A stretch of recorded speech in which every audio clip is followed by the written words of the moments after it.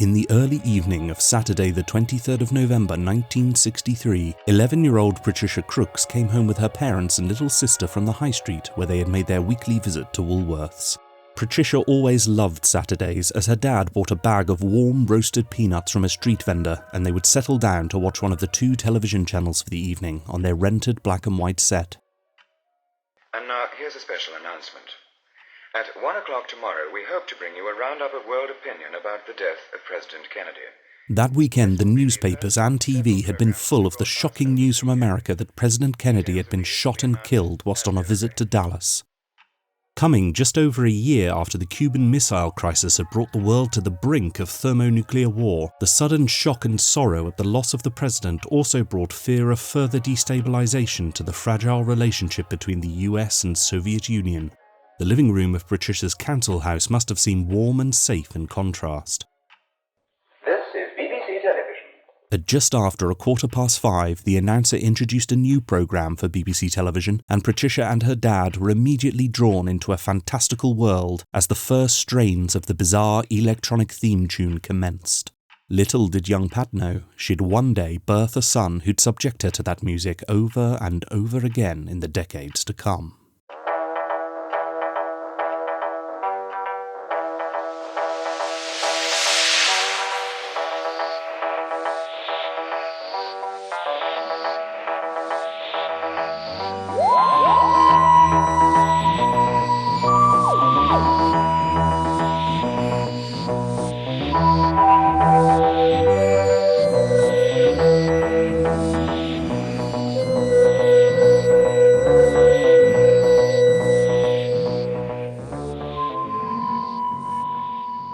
Like many people, young and old alike, my mother was very quickly captivated by the BBC's new science fiction show, Doctor Who.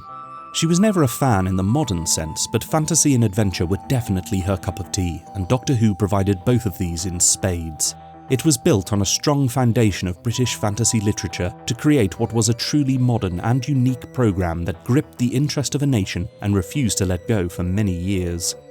In compiling this history of its origins, I am particularly indebted to Paul Hayes, whose 2023 book Pull to Open I heartily recommend, and on which much of the following regarding the genesis of Doctor Who is based. The first bricks were laid on that foundation in 1962 when the BBC's assistant and advisor to the controller of programmes, Eric Maschwitz, asked head of the script department, Donald Wilson, about the viability of the corporation producing science fiction television. It is unclear what exactly prompted this consideration, but it is not unreasonable to assume that it might have had something to do with the heightened interest in astronautics as a result of the space race being firmly kicked into gear with Kennedy's pledge in 1961 to land men on the moon by the end of the decade. After years of pulp magazine publications and B-movie monster flicks, the genre had gained some legitimacy in the mainstream after the publication in 1960 of the eminent writer Kingsley Amis's collection of essays on science fiction, New Maps of Hell, had encouraged some academic reappraisal.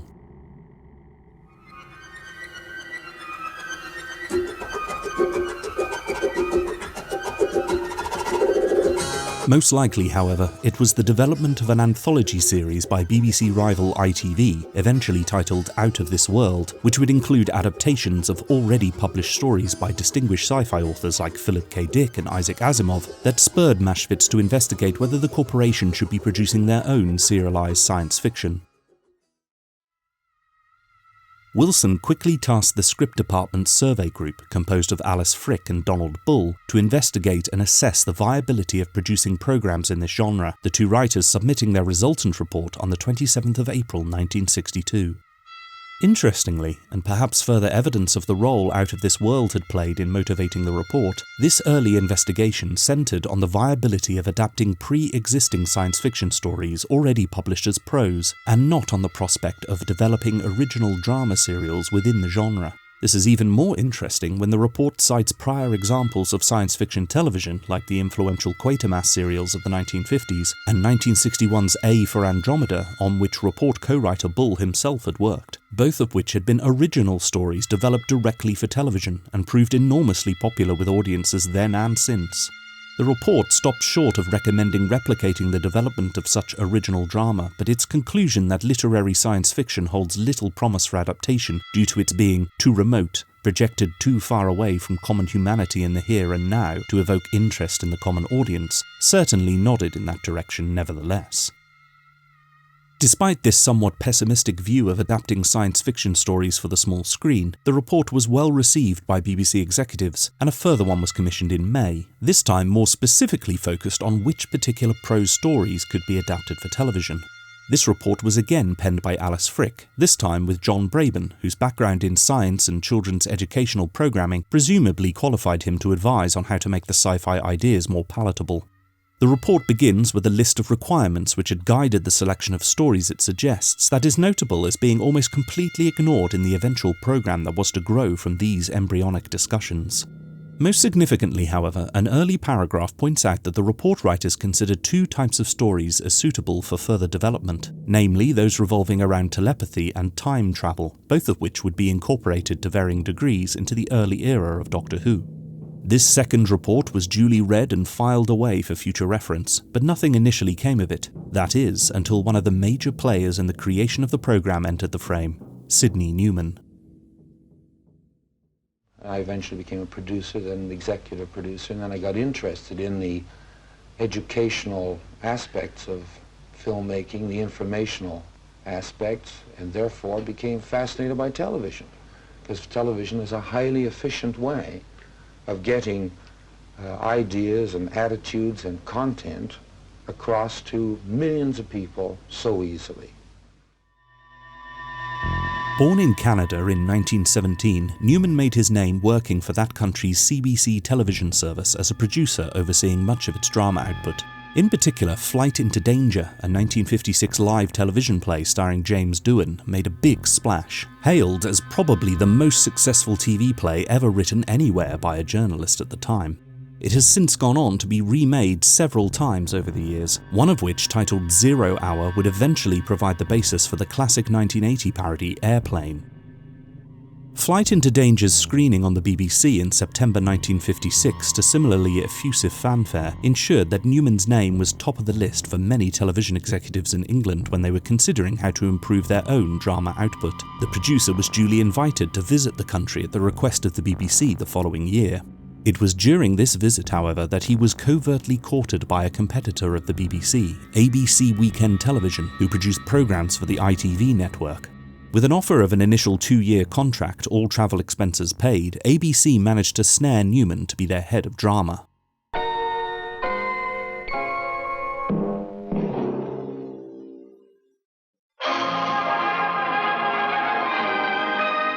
And now, for your Sunday night dramatic entertainment, we bring you Armchair Theatre.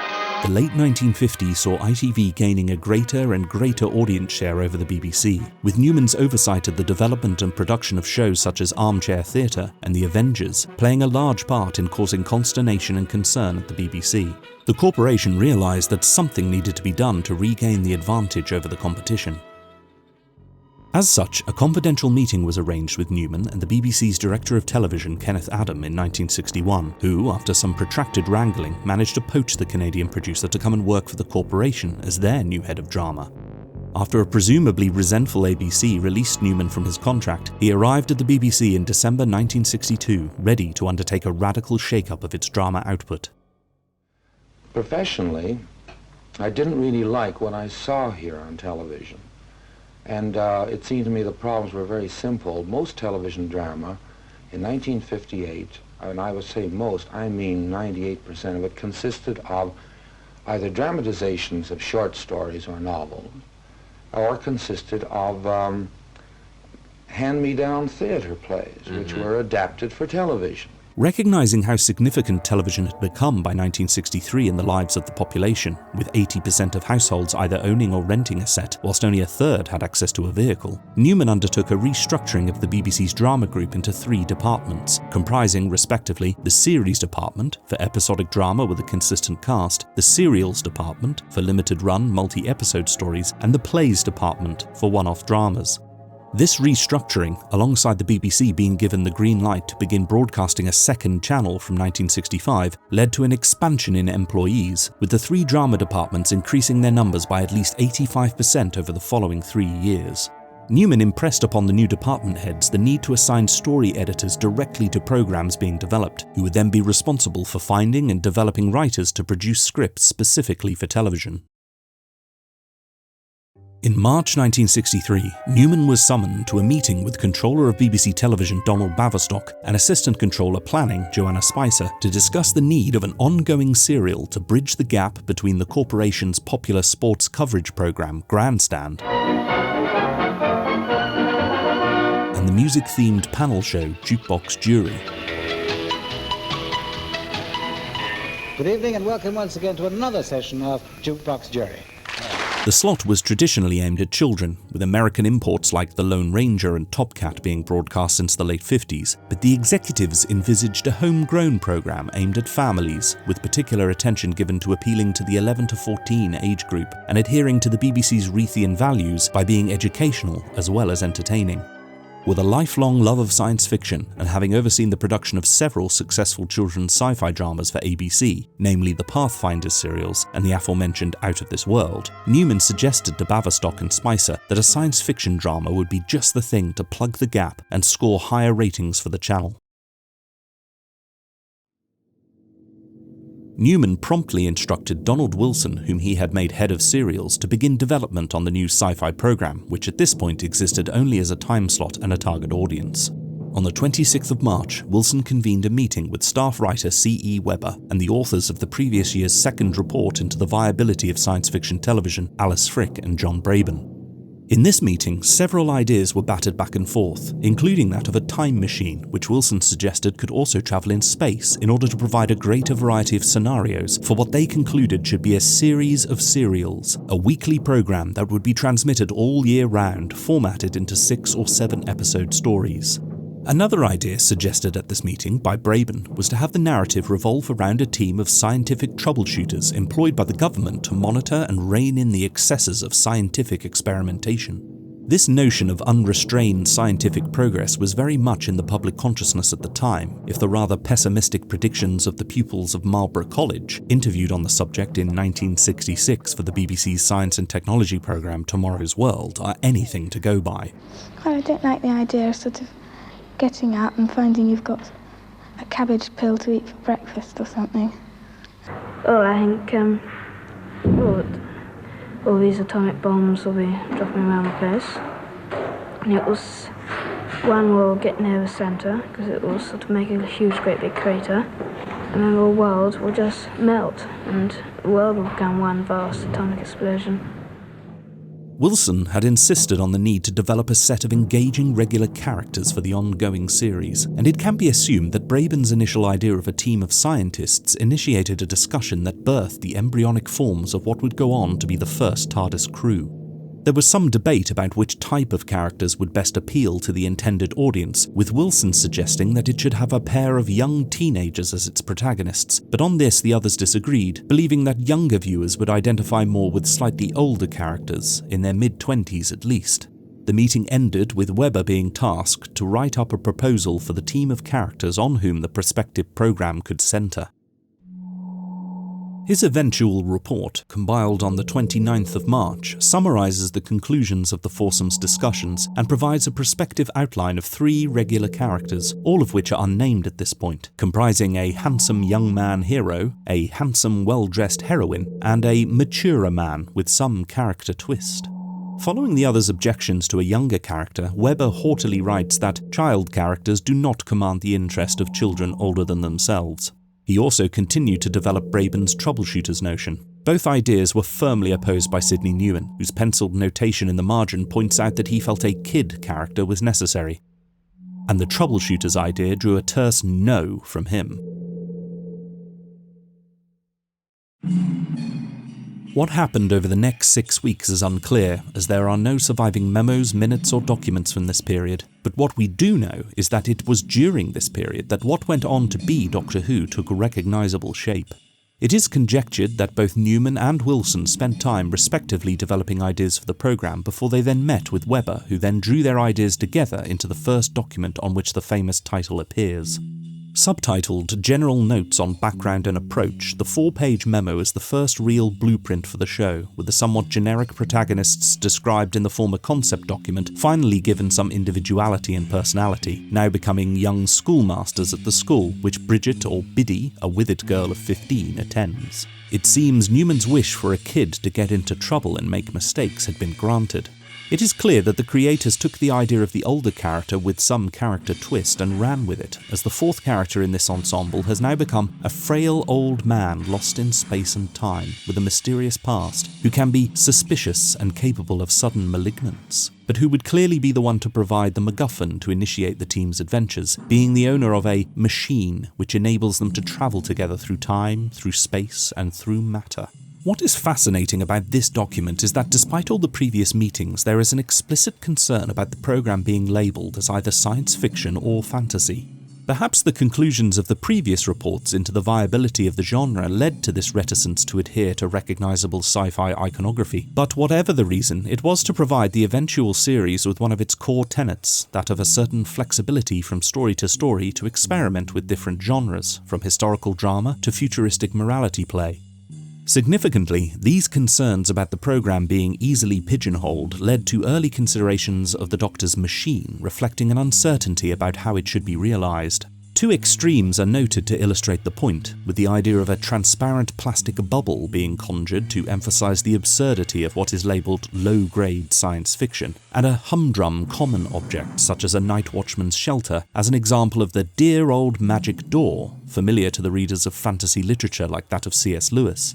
With the planning document's conclusion that the machine be invisible brusquely criticised by Newman, as can be seen once again in his handwritten notes, where he insists there is a need for a tangible symbol, it is tempting to consider that this second absurd suggestion became lodged in the minds of those reading the document, where it would eventually mutate into the familiar shape of the TARDIS. Another interesting suggestion in this planning document is the nature of Doctor Who, as he is explicitly named. He is painted as a reactionary, where, despite being on the run from a future time and an advanced piece of technology, he seems to be concerned with halting the progress of science wherever he goes. Presumably, this concept stemmed from the same fear of untrammelled scientific development expressed by the children of Marlborough College. Newman clearly didn't share the same pessimism, if his famous one-word response to these musings is anything to go by. Nuts! A later draft of these general notes dispensed with the Doctor's backstory that had so displeased Newman, and further revised the names and backgrounds of the core characters. It is in this document that the shape of the ship, as it is now referred to, is first recorded as that of a police box. Exactly who came up with this specific idea is not known, with received wisdom suggesting it was either staff writer Anthony Coburn, of whom more later, or Sidney Newman himself. But it seems to be a clear development of the night watchman's shelter idea proposed earlier, even if that had been as an example of what not to do. By 1963, the sight of a police box in its various incarnations across Great Britain had become so familiar as to warrant little notice. Perhaps you've noticed those blue telephone boxes labelled police box, but some of you still think that they are only for us to use. They are not. They are for you to use, and we want you to use them. A legacy of pre-motorised policing and portable telecommunications, the boxes had provided a threefold service of emergency summons, temporary containment of suspects, and rest stop for weary bobbies on the beat, but were now slowly disappearing from the streets as personal radios for police officers were being phased in. Their ubiquity, combined with the size of the Mackenzie trench model being just large enough to house 4 people, made the police box a perfect disguise for the time-space vehicle the team had envisaged. This draft of the document also includes a proposed opening story where, after an encounter with their student Sue, who was looking for the home of the enigmatic Doctor Who in the fog of London, the 2 teacher protagonists become miniaturized and trapped in the science lab, where they are faced with perilously navigating back to the ship, evading the danger of being stepped on by other teachers and students. With the premise of the ship offering the promise of any time and place to which to travel, this miniature story does not immediately augur a particularly exciting beginning to what would go on to be a British institution. By this time, Sidney Newman and Donald Wilson had been working on assembling a production team for the show, initially employing Rex Tucker, who had extensive experience with producing children's drama, with the apparent intention that he would helm the first story as a director and then alternate with others over the course of its run. Frequently referred to as the programme's caretaker producer, it is unclear in exactly what capacity he was employed at the time. It is known, however, that Tucker assisted with the pre-production of the programme over several months and expressed grave doubts as to the viability of producing what was shaping up to be a very ambitious project with the facilities the BBC had allocated for it. Lime Grove, a former film studio complex built in 1915, had been purchased by the BBC in the late 1940s as a temporary measure, whilst their landmark television centre in White City was under construction. Such was the demand for studio space, however, that production continued at Lime Grove until the early 1990s. After being converted for television production, the studio became notoriously difficult to work in and was disliked by many directors employed by the corporation for its cramped size, out-of-date equipment and awkward location, being situated on a residential street in Shepherd's Bush. From the beginning, and despite the early planning documents suggesting that top-of-the-line facilities would be required for the programme's proposed extensive special effects, the powers that be had decided that Lime Grove Studio D, with its 4,000 square feet of usable space and placement on the 4th floor of the building, would be the home of Doctor Who. No amount of arguing back and forth by various production staff, including Rex Tucker, who had become intimately acquainted with the facilities when producing children's dramas there in the 1950s, served to change this unpromising state of affairs.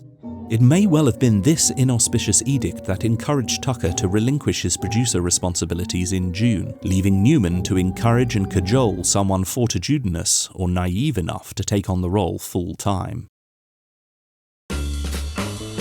After considering at least 2 other established and experienced members of the corporation, who both declined to take on the challenge, Newman decided to take a chance on Verity Lambert, with whom he had worked at ABC. After several frustrating years of secretarial jobs at various studios, Lambert had scored the role of production assistant on Armchair Theatre. Newman had been particularly struck by how she had calmly and professionally dealt with the crisis that arose when, during a live broadcast of Underground, a 1958 instalment of the anthology series, one of the actors suffered a fatal heart attack backstage. While the director left the gallery to coordinate the actors and salvage the live performance, Lambert took over his production duties, with their joint efforts saving the programme from abandonment. Newman's appointment of Lambert was a very progressive move. At 27, she became the youngest and only female drama producer at the BBC. Reflecting the misogynistic attitudes of the time, many doubted her ability to undertake the role, but she would go on to prove the naysayers wrong by making the new educational science fiction serial an unprecedented success. Newman later said of his choice for producer, "I think the best thing I ever did on that was to find Verity Lambert. I remembered Verity as being bright, and to use the phrase, full of piss and vinegar."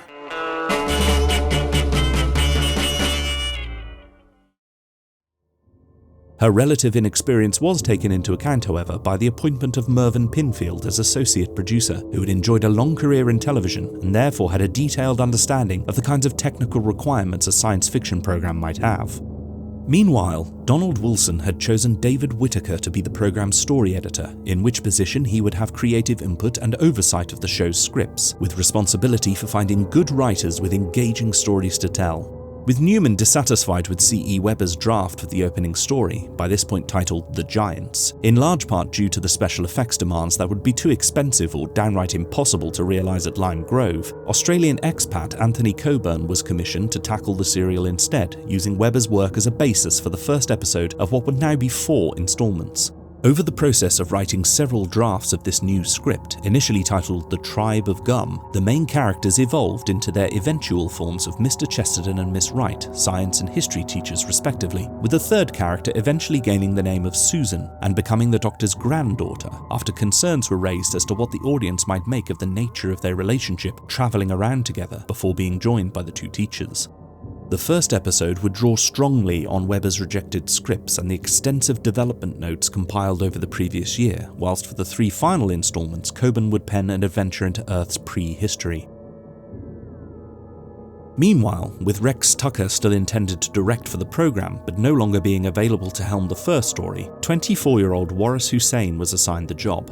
Having emigrated from India with his family when he was a child, Hussein had settled on television directing as a career after his earlier ambition to be an actor had proved fruitless. By 1963, he had a contract with the BBC and had helmed several successful productions, including an episode of adventure thriller series Moonstrike earlier that year. Keen to overcome the challenges and hurdles he faced as both a relatively inexperienced director and someone of Indian heritage in a predominantly white industry, Hussain initially balked at being commissioned to direct this first serial of a very ambitious new series with the facilities that had been made available. Fortunately, the director found a kindred spirit in producer Verity Lambert, a fellow trailblazer in overcoming contemporary prejudice, and her stalwart determination to get the project done inspired both a similar commitment in Hussain and a durable friendship. With the production staff in place, the scripts being written, and construction beginning on the sets, there were only 3 months to go to ensure that the last, most important pieces were slotted into place. Arguably, the largest piece still remained missing from the board. Who exactly would play the titular character of the Doctor? Several actors had been considered so far, including Hugh David, Leslie French, Jeffrey Bayldon, and Cyril Cusack. But Lambert had in mind another actor whom she was certain would be perfect for the critical role, someone whom others would perhaps never expect. I told them what to do with the stinking, filthy bastard money. You haven't done that. Aye.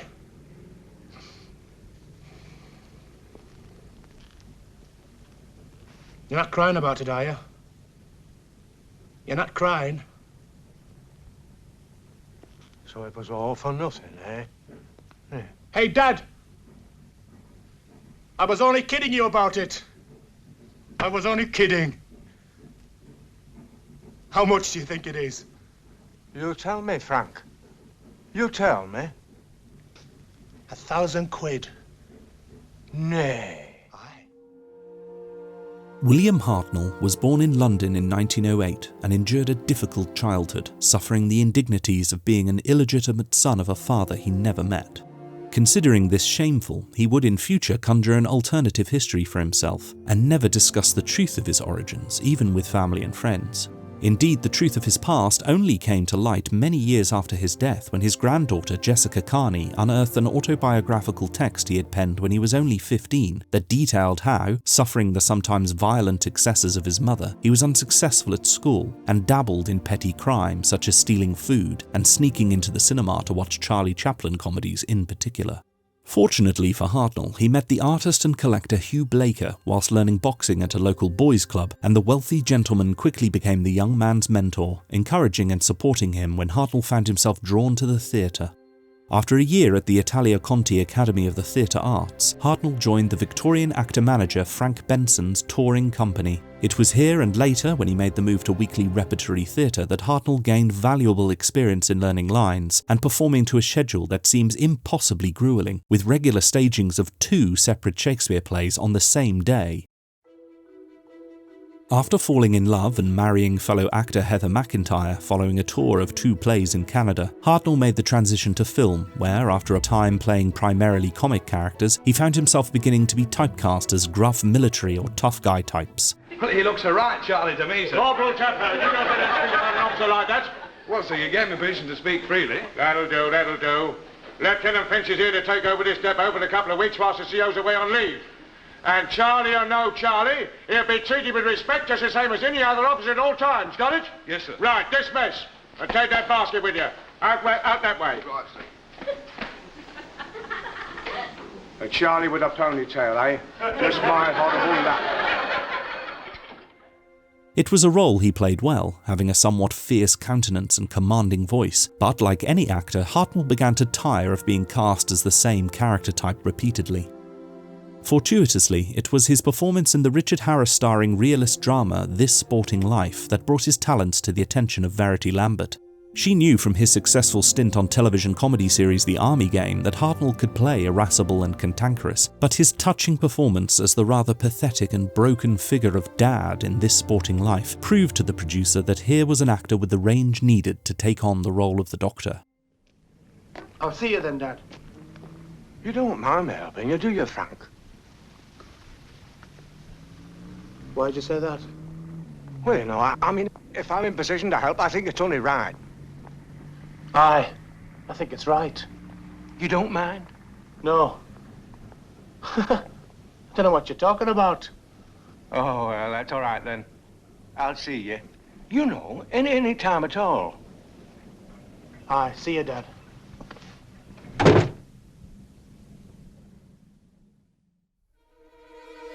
Lambert and Hussein took Hartnell to lunch and, shaking in their boots in front of the somewhat reluctant veteran actor, managed to convince him to take the part. Despite his initial hesitancy, Hartnell grew to love and relish the role of the Doctor. It became the part which defined him and brought him into the homes and hearts of a generation of children. He took particular satisfaction from becoming the televisual hero of his 2 real-life grandchildren, and later told the Daily Express, "I think I represent a cross between the Wizard of Oz and Father Christmas," a description that so wonderfully encapsulates his take on the character. By the end of July, the programme had secured its 4 regulars, with William Russell and Jacqueline Hill cast as the 2 schoolteachers who were to be the programme's primary protagonists, and Carol Ann Ford as Susan, who, at 23, had already carved out a film and television career for herself since making her screen debut aged just 8. With the cast under contract and the scripts nearing completion, all the pieces were now in place for this bold new venture to be finally embarked upon. Fade out. Cue, fade up. Before any serious critique of the programme can be undertaken, it is very important to understand the context of its production. British television in the early 60s was markedly different to what it is now. Modern programmes are shot in much the same fashion as feature films, with multiple takes captured by a single camera, and much of the process being undertaken after principal photography, where digital editing suites and dubbing of both music, sound effects, and in some cases dialogue, results in generally a far more polished and refined product than what could be achieved 60 years ago. Most programmes, Doctor Who included, were studio-bound affairs, with the vast majority of recording taking place over the course of one evening. The actors would extensively rehearse their scenes over the course of the week, with final filming taking place on the Friday, usually between 8 and 10 p.m, as the Actors' Union Equity then stipulated that recording could not take any longer than 3 times the length of the final show's duration. The programme usually transmitted just 3 weeks later. As a result of this tight time frame, recording could only stop 2 or 3 times an episode for remounting or costume changes. Cut, 2, single, that's it. The scenes were therefore performed continuously, much like a stage play, with actors patiently waiting in respective areas of the set for their cues and moving to rehearsed places when others were performing their parts.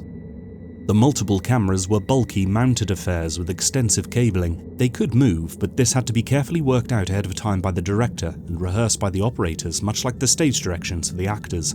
Any change of focal length required a lens to be rotated into place, necessitating edits between the camera feeds. During the recording, each camera would send a live feed to the gallery, a room separate from the studio floor, where the director and assistants would assemble the master copy of the episode by cutting back and forth between the respective feeds, essentially editing the programme in real time.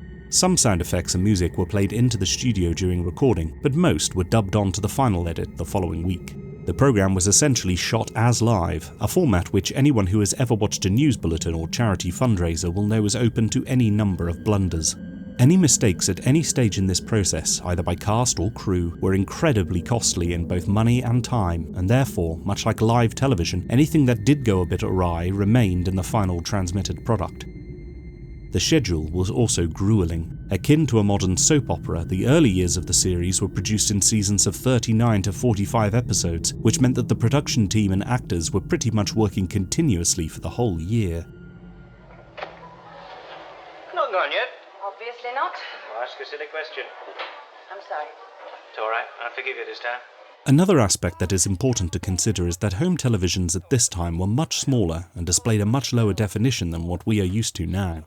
Apart from the obvious fact that the show was shot in black and white, with most Britons not acquiring a colour set until way into the 1970s, the picture was comprised of 405 interlaced lines in an aspect ratio of 4:3, with mono sound. In modern terms, 405 lines is the equivalent of 377i, a total of 703 fewer interlaced lines than those images the 1080i HD televisions many of us are now used to are capable of producing.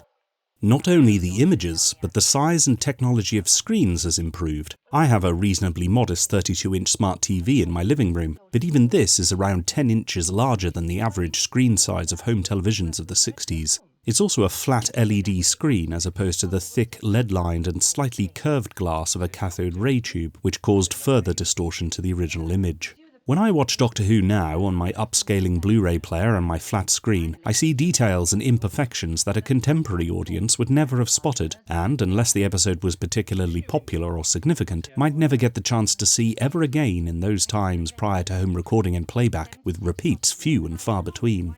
All of this is to reiterate the statement in my introductory video that classic Who must be assessed and critiqued without the imposition of modern expectations of television drama and fantasy. An understanding of the context of its production and transmission is integral to reviewing the programme fairly and developing an appreciation of just how much effort and ingenuity went into the early years of my favourite show. That's a bit of a mystery. Well, there must be a simple answer somewhere. Well, what? Well, we'll have to find out for ourselves, won't we? Thank you for the we. The First Doctor's era spanned 3 years on television. In that time, the Doctor and his companions visited far-off worlds and distant time periods, explored islands surrounded by acid seas, and met bloodthirsty Aztec shamans, rubbed shoulders with Napoleon, and defeated countless malevolent menaces. They even eventually underwent temporary miniaturization, as had been planned from the beginning. Families eagerly settled down each week for another classic installment in the ongoing story of their favourite adventurers in time and space, and the kids couldn't wait to discuss the latest developments and unveil practiced impressions of the bizarre monsters in the playground on the following Mondays. All of this is clear in hindsight, but in actual fact the show was very nearly cancelled before it had barely stretched its wings.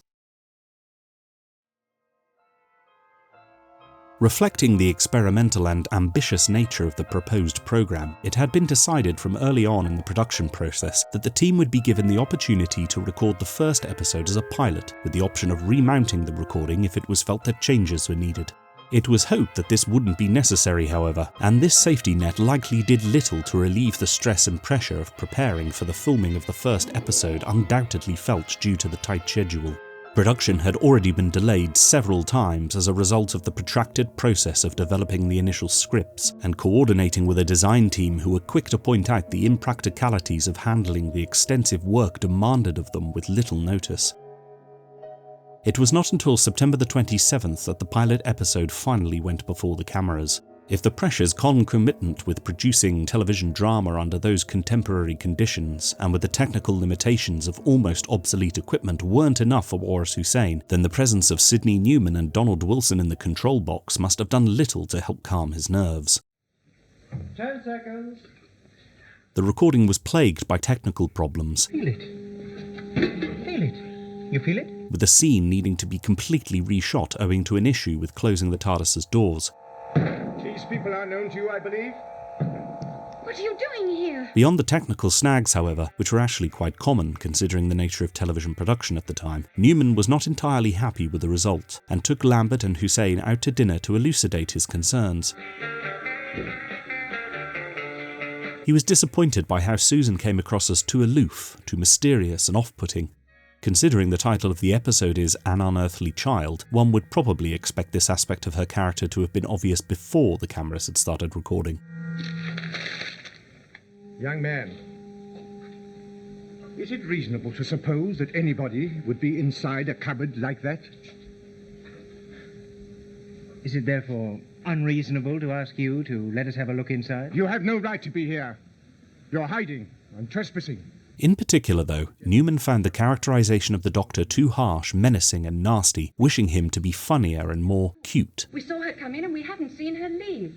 The executive instructed the duo to remount the opening episode, which gave David Whittaker an opportunity to further refine the script and the production team another opportunity to tweak the look and sound of the resultant programme so that it became an instalment of Doctor Who that is far more recognisable to us today. I would argue that it is essential for any self-respecting Doctor Who fan to seek out and watch the result of their efforts. Not only is its status as the very first in a run of over 800 episodes significant enough, it's also a fantastic piece of 60s television drama that stands up to this day. From the atmospheric opening tracking shot of a classic British Bobby making his way through the London fog, where a mysterious police box bizarrely hums, to the magical reveal of "It's bigger on the inside."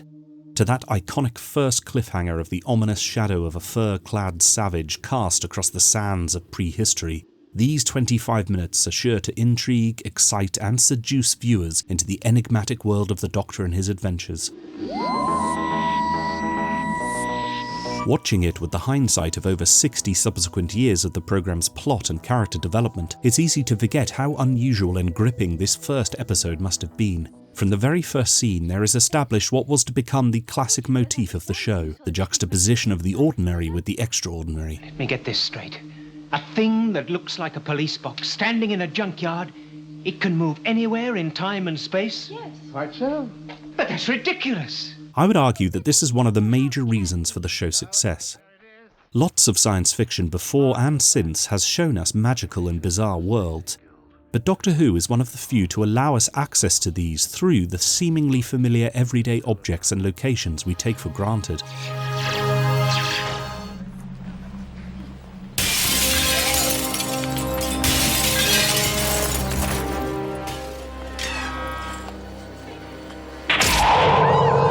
It explains its lasting appeal to young children. In the Doctor's universe, anything can be a gateway to an exciting adventure. Everyday objects can turn out to be deadly weapons, and beware seemingly benign streets or the end of the lane. Oh, you're just making excuses because you don't like circuses. No, it's not that. To paraphrase third Doctor John Pertwee, it's much more frightening to find a Yeti sitting on your loo and tooting back.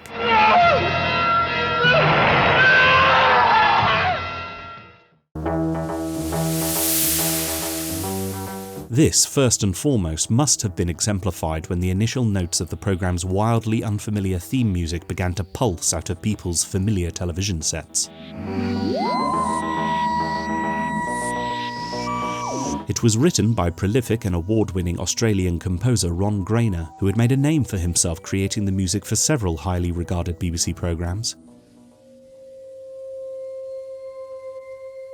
Having heard the striking sound produced by the avant-garde Structure Sonore, musical sculptures made out of such things as glass rods and curved aluminium sheets by the French Bachet brothers, Lambert desired a similarly out-of-this-world sound for Doctor Who.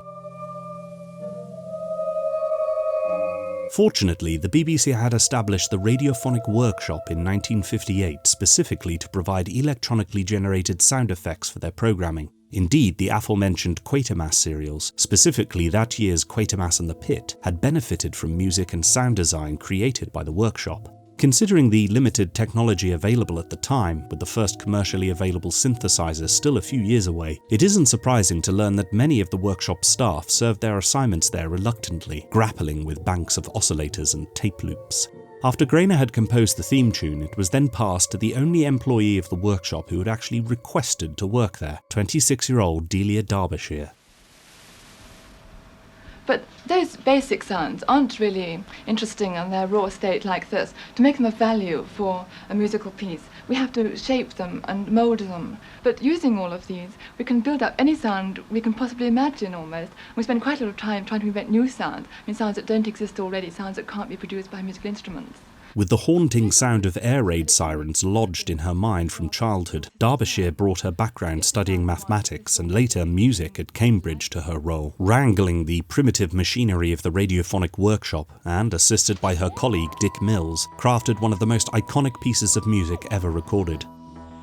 Not only is the Doctor Who theme important as the signature sound of the programme, but in creating it, Derbyshire was a pioneer of electronic music, helping it transition to the mainstream from what had up till then been considered a bizarre avant-garde niche.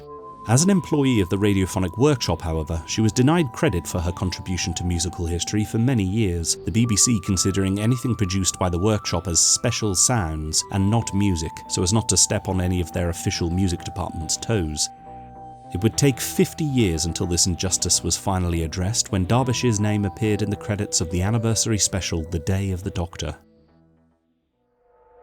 The similarly groundbreaking opening sequence visuals were created by Mervyn Pinfield and engineer Ben Palmer in collaboration with graphic designer Bernard Lodge by making use of the technique known as HowlRound, discovered by accident in the late 1950s. By pointing a camera at a monitor screen displaying the feed of said camera, it was discovered that any object or light added would create hypnotic visual distortion, the results of which were thought perfect to illustrate the previously unimaginable travel of the TARDIS as it passed through space and time. And so, after the suitably bizarre-sounding and visually arresting opening, and with the literary shadow of C.S. Lewis, who had died the day before, cast over the opening episode, those first viewers tuning in on the 23rd of November 1963 were intrigued by the mystery of the gifted but surprisingly ill-informed student of Coal Hill School. I'll return it tomorrow. Oh, that's not necessary. Keep it until you've finished it. I'll have finished it. Where do you live, Susan? I'm giving Miss Wright a lift. I've room for one more. No, thank you, Mr. Chesterton. I like walking through the dark. It's mysterious. Be careful, Susan. There'll probably be fog again tonight. See you in the morning. I expect so. Good night. Good night. Good night, Susan.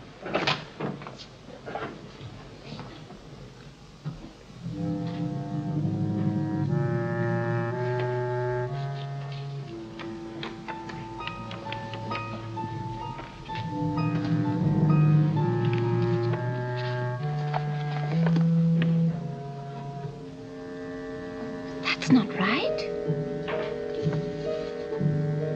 Then, eagerly complicit in the investigation by her respective science and history teachers, Ian Chesterton and Barbara Wright. Silly, isn't it? I feel frightened. As if we were about to interfere in something that is best left alone.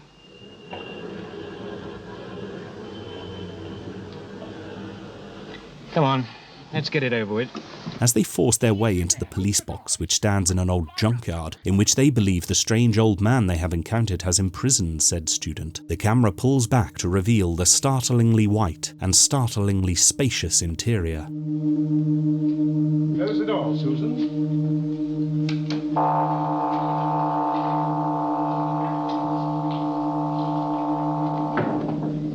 I believe these people are known to you.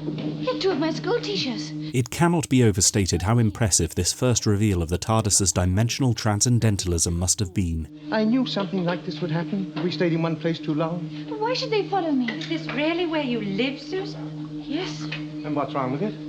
But it was just a telephone box. Perhaps. Considering the production constraints, the clever edit and effective contrast in lighting is a testament to director Waris Hussein's cinematic vision for this slice of tea-time adventure, and the skill of production designers Peter Prohatsky and Barry Newbury in realising the TARDIS's interior. Considering also that to a 60s audience, the sight of a police box was as familiar as a telecom street cabinet is to us, the incongruity of stepping through one's doors into a spacecraft control room the like of which had never been seen before must have been a horizon-broadening experience. Millions of young people living in a country of grey, brown and black, where the rubble of the Blitz was still piled high in major cities, and with the moon landing still 6 years away, were given the license to transform their drab landscape into a magical world of fantasy danger and brave heroics. The transition from fog-bound London with its crumbling brickwork to the high-tech futurism of the TARDIS interior is the very thing that the early planning memos had indicated not to do, and is a testament to Sidney Newman's unjaded belief in the iconography of science fiction that it works as well as it does. The combination of this with motifs of British fantasy literature, such as the magic door that led to Narnia, and the clashing aesthetics exemplified by having the Doctor dressed in the clothes of a bygone era, a callback to the eccentric inventor protagonists of H.G. Wells and Jules Verne, make for a uniquely timeless story. Unlike a lot of other science fiction television of the time and since, whose predictions of future culture and technology can seem quaint, when the contexts of 60s television production are stripped away, this instalment of Doctor Who could well be made today and still feel fresh. I'll open the door. Are you coming, Susan? Oh, no, Grandfather, no! Let me go. No! Get back to the ship, child! As the Doctor throws a switch, abducting the teachers who have been witness to his alien secret, the TARDIS dematerializes, and with it comes the realization that this wonderful machine can travel to anywhere and any when in space and time.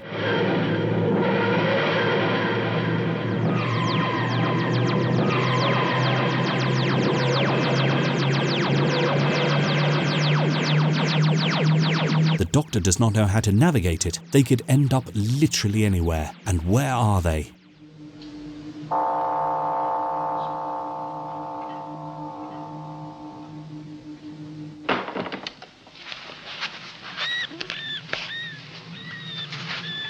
Well?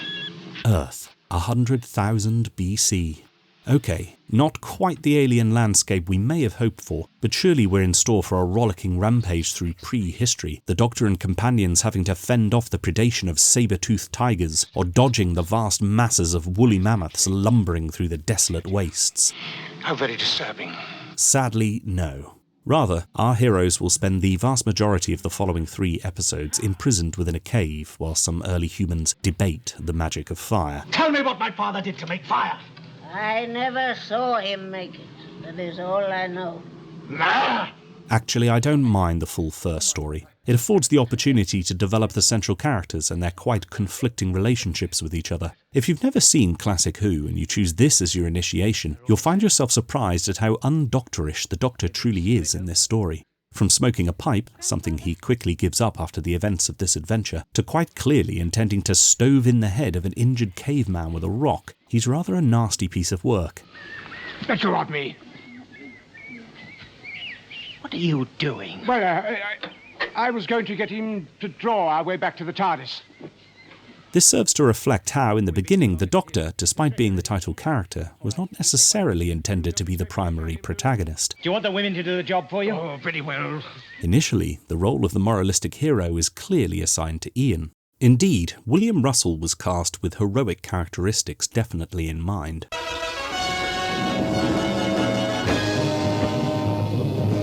Having become a household name on both sides of the Atlantic in the 1950s, playing the titular character in ITV's The Adventures of Sir Lancelot, Russell was no stranger to stories of swashbuckling bravery and whiter-than-white protagonists.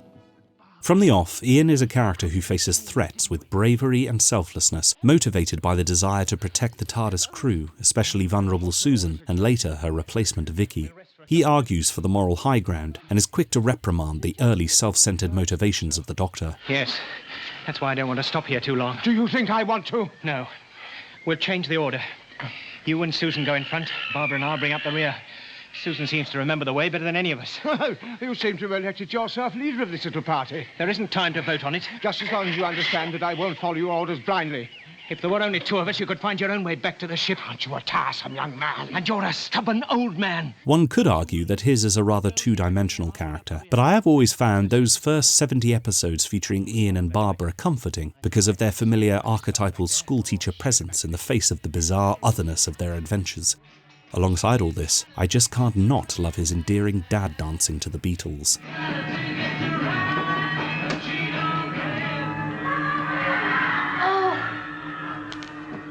Oh, Barbara. Now you've squashed my favourite Beatles. It is arguable that Ian and Barbara have the most impact on the Doctor's character, softening his paranoid and gruff exterior by exemplifying those aspects of humanity for which the Doctor later becomes such a champion. But you must follow my instructions implicitly. Understood? Implicitly. By the time they leave the TARDIS, the mysterious wanderer of time and space has become far more paternal and a far more active participant in fighting for the plight of the downtrodden and oppressed. I should hate to think that you're just staying for the sake of an old man. Doctor, I made my decision. I wanted to stay. It can be suggested, therefore, that the First Doctor is one of the few classic-era incarnations to actually develop, to have a character arc, however accidental, rather than arrive fully formed and stay essentially the same. From his introduction as quite a selfish and suspicious individual, capable of callously manipulating his companions to achieve his self-centered ends, threatening to abandon them when he baselessly suspects them of conspiring against him, They must be put off the ship. No, you can't do that. I can and I must. he undergoes quite a transformation, going out of his way to undermine the machinations of the many villains he encounters. They dare to tamper with the forces of creation? Yes, they dare. And we have got to dare to stop them. Goodbye, Susan. Goodbye, my dear. This is reflective of the evolving nature of the show, which saw the original companions depart by the end of the second season as the respective actors moved on, leaving the Doctor as the one constant protagonist, no longer a stranger to the audience, despite his mysterious origins. I shall miss them. Yes, I shall miss them. Silly old fusspots. Even though marooned space traveller Vicky was to take on the role of the naive and vulnerable Susan, Stephen? and spaceship pilot Stephen Taylor was to replace the slightly older but still young and physically capable Ian and Barbara. Steve. Morning. What are you looking so jittery about? The function of the Doctor's character becomes more central, no longer as a means to complicate the problems that need to be overcome, but to be the very hero required to solve such problems. Oh, so you want to fight? This evolving function is clearly something in which Hartnell delighted, a means by which he could finally inject his predilection for humour, but no longer having to settle for the straight man part of his army game days.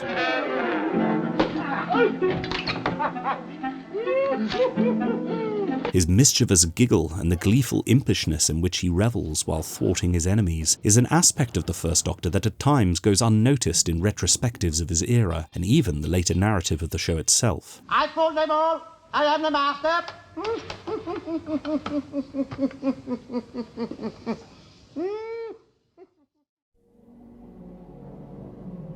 Naming a favourite story is like naming a favourite Doctor for me, quite difficult, if not impossible. Rather, to help guide which stories to examine in greater detail, I've thought about which ones from the respective Doctor's time on the show I would reach for automatically from the DVD shelf. These stories may not capture every aspect that I personally enjoy from that era, but which in some way exemplify that era in general, and appeal to me in exploring the issues that resonate throughout the long narrative of Doctor Who. For Hartnell, my first choice would have to be the Daleks. Sometimes referred to as the Mutants, which I'll admit I think is a better title because its ambiguity makes it applicable to different layers of the story. This set of 7 episodes was the first story to feature the alien menace that would come to be synonymous with the title character. Anyone who has ever heard of Doctor Who has heard of the Daleks. You will move ahead of us and follow my directions. This way. Immediately. What's interesting about their very first appearance is that so many of their traits, which would later become fuel for parody, even by the show itself, are absent, or are far less obvious than one might expect. But I'm getting ahead of myself. Let's take ourselves back to that winter of 1963, where the Doctor, his companions and the audience had spent 3 weeks on prehistoric Earth. Okay, the theme of technology and the power it brings or threatens in the hands of the ignorant and power-hungry had been explored, first through the invasion of Ian and Barbara into the TARDIS, then by the incarceration of the time travellers whilst the Savages battle over who will get to force them to reveal the secret of fire. Some interesting ideas and themes, but hardly a realisation of the potential promised by that superb first episode. Behind the scenes, BBC bosses had started to get cold feet before the first episode had even aired, as the cost of the show had ballooned unexpectedly due to the expensive TARDIS control room set, and another costly reshoot of episode 1 of the second serial due to irremediable technical problems. The debut episode went on to attract a modest audience of just under 4.5 million, but this was only a narrow victory over the competition fielded by the ITV network. It seemed that the Kennedy assassination had overshadowed the launch of the BBC's ambitious New Adventure series. To their credit, the BBC executives decided to air the first episode again the following Saturday as part of a double bill with a second instalment, where it picked up a more respectable 6 million viewers. But still, Doctor Who was not quite proving itself the hit that had been hoped for. Despite the intention early on to produce the new programme all year round, a fact that had been reported in the news even before details of the programme were revealed, the executives were closely watching to see if the investment was worth it, and controller of television Donald Baverstock would only commit to an initial run of 13 episodes. It didn't seem likely that he was to sanction any further instalments. In keeping with the educational premise of the original pitch, the next adventure, following the historical opener, would be a futuristic story that would explore scientific ideas. Originally, this was to again be written by Anthony Coburn, who had developed a story involving robots and a cunning computer, but following some dissatisfaction with his earlier efforts on the opening story, and with the draft of his second story considered unworkable at that time, it was decided to bump up the only other complete scripts to earlier in the production schedule. The writer who had penned these completed scripts was 33-year-old Welshman Terry Nation, who had actually carved out a career for himself scripting comedy, most recently for one of the most successful performers of the time, Tony Hancock. The previous year, however, had seen him pen 3 installments of the aforementioned ABC science fiction anthology series Out of This World, one of which, notably, was an original story not adapted from published prose, as were all but one other episode of that series. He had also worked with David Whittaker back in the late 1950s, and as the story editor for Doctor Who was casting around for writers to tackle the opening serials of the nascent sci-fi show, he remembered Nation and his work for Out of This World and invited him to submit a prospective storyline. Nation, on tour with Hancock at the time, discussed the offer with the troubled comedian, who dissuaded him from taking the job, impressing upon him a perception that writing for a children's programme was beneath his talents. Nation duly declined the job offer. Not long after this, however, Nation and Hancock had a falling out, partly because the writer was upset and frustrated with the performer's reticence to include newly written material into his touring show, which was, after all, the reason for Nation being with him on said tour. The dispute cost Nation his job, and with nothing else in the offing for his immediate future, he again contacted Whittaker, desperately hoping the offer was still on the table. After this rather inauspicious genesis, the resultant production was the adventure that would save the show from an early demise. Indeed, it would in part ensure that the programme stayed on the air for far longer than anyone could have predicted. Ever since that second tentative report into the viability of science fiction television the previous year, and reinforced several times by Sidney Newman to Verity Lambert, it had been an explicit edict that the show should absolutely not contain bug-eyed monsters. As a result, if there had been any other script available for production, we might have been robbed of what has become a British icon, but Verity Lambert gave the go-ahead, and the very epitome of bug-eyed monsters trundled onto screen over the Christmas of 1963 and sent young children scurrying behind the sofa in tea-time terror for the first and certainly not the last time. Inspired by the graceful but eerie movement of the Georgian state dancers, the Dalek design eschews many of the cliched characteristics of typical men-in-suit monsters of 50s B-movies, with designer Raymond Cusick conjuring an instantly iconic silhouette based on Nation's sparse notes. Make no attempt to capture them. They are to be exterminated. Add to this the inclusion of the endlessly imitable staccato monotone voices created via the use of an electronic ring modulator to treat the vocal performances of Peter Hawkins and David Graham, who established them as hysterical belligerents, the trigger of their weapons always on the edge of being pulled, and an endlessly fascinating cultural icon of the 1960s was born. But why do you have to destroy? Can't you use your brains? Only one race can survive. The Daleks is a parable of nuclear war and eugenics taken to its extreme. Nation takes inspiration from comic book sci-fi such as Flash Gordon and Dan Dare, and weaves it together with Cold War paranoia and the still fresh trauma of post-war Europe. This senseless, evil killing. On the planet Skaro, the Doctor encounters the desolate aftermath of a racial conflict between two peoples, both of whom have become irrevocably altered by the war of their ancestors. Oh, Doctor, have you worked out yet how all this happened? No, not really, not really. Whatever it was destroyed everything that was living. But the planet is dead. Totally dead. Barbara! Doctor! Over here! What is it, Chesterton? We really must get back. What's fascinating? A city. A huge city. Well, Doctor, can you see anything? Any sign of life? No sign of life. No, just buildings. Magnificent buildings. Oh, let me have a look. In a gleaming Bauhaus-style city live the Daleks, hideously mutated creatures encased within futuristic travel machines, permanently wielding weapons to paralyze and kill.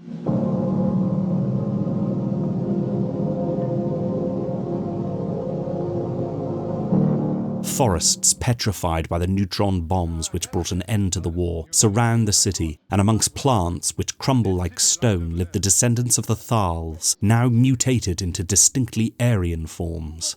Most of them perished in the war, but we know that there are survivors. They must be disgustingly mutated, but the fact that they have survived tells us they must have a drug that preserves the life force. It's clear that the Daleks are representative of the Nazis. Their screams of annihilate, destroy, and of course exterminate, far less present in this early story than one might expect, recalls the raving of leading German fascists of the 30s. Heute müssen wir Selbstmusterung halten und abstoßen, was sich als schlecht erwiesen hat. Und deshalb... And just like the irony of distinctly non-Aryan men like Hitler, Goebbels and the rest lauding the supposed purity of such superior blood, the contrast of the hideous Dalek creatures cleverly left to the imagination of the viewer. Susan, Barbara, go in the corridor and keep a lookout. With the blonde-haired, blue-eyed pacifist Thals is a stark reminder of the inherent hypocrisy of such ideologues.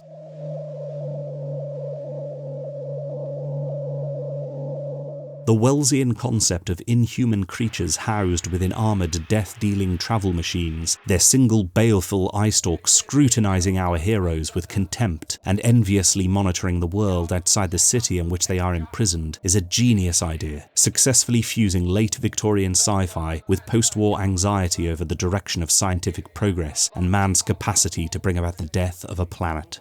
The only interest we have in the Thals is their total extermination. What do you mean? Tomorrow the atmosphere will be bombarded by the radiation from our nuclear reactors. Why are you doing this? That's sheer murder. Indeed, viewed in this context, one can read the Daleks as a response to the pre-war sci-fi utopianism of Wells and Bernard Shaw, a rebuttal of their eugenicist theorising in the light of a world that had seen inside such factories of death as Auschwitz and Treblinka. Tomorrow we will be the masters of sorrow. The Daleks are the very quintessence of 20th century evil, and as such, no matter how caricatured they have sometimes been over the succeeding decades, they always offer ripe opportunity to reflect on history's age of hatred. And the reductio ad absurdum nature of this final perfect form of eugenicist ideology serves as a warning as to the inevitable result of hateful rhetoric and warmongering. But why destroy without any apparent thought or reason? That's what I don't understand. Oh, there's a reason. Explanation might be better. It's stupid and ridiculous, but it's the only one that fits. What? A dislike for the unlike. I don't follow you. They're afraid of you because you're different from them. So whatever you do, it doesn't matter. Beyond the modernist parallels to post-war Europe, the story is an excellent example of the cast and crew making the most of the resources with which they had to work. It's quite a cinematic story, with superb sound and incidental music by Tristram Carey used to great effect to build tension and ominous dread, both early on in the story and in the heart-wrenching and tragic ambush and murder by the Daleks of peace-bringing Thal leader Temesis. Daleks! Can you hear me? Daleks! The Thal people wish to live in peace. If this is your wish too, then let us work together to rebuild our world. We need your help, and in return, we'll make the soil live again, grow crops, build homes. The time for enmity is past. If this is the kind of future that you want, then send for us, and we shall talk. We not decide now. We've been waiting for centuries. We shall go on waiting. Take these things. No! It's a trap! Get out of here! Run!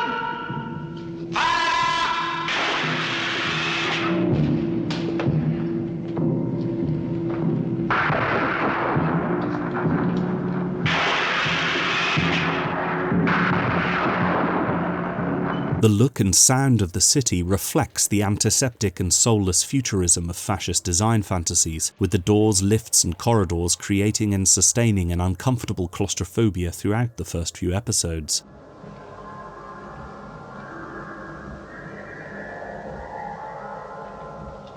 The Daleks themselves are somewhat gruffer and more starkly frightening in this story than in later ones. Maybe it's something to do with the tense atmosphere cleverly built up over the first episode, but they seem so much more aggressive and cold than at any subsequent point. This is perfectly exemplified in the scene where Ian is paralysed as a demonstration of their power, the Dalek who does so bluntly and sadistically explaining to the teacher what he can expect if he tries to escape a further time. Your legs are paralysed. You will recover shortly, unless you force us to use our weapons again. In that case, the condition will be permanent. It's true that the story starts to drag a little towards the end, with a rather drawn-out excursion through the caves that makes one beg for the pathetic Antodus to fall down into the abyss long before this eventually happens. I can't go on anymore. You must. No. We're going deeper. Deeper all the time. We'll be trapped in the mountain. I know we will. Please, Ganatus, let me go back. You can't.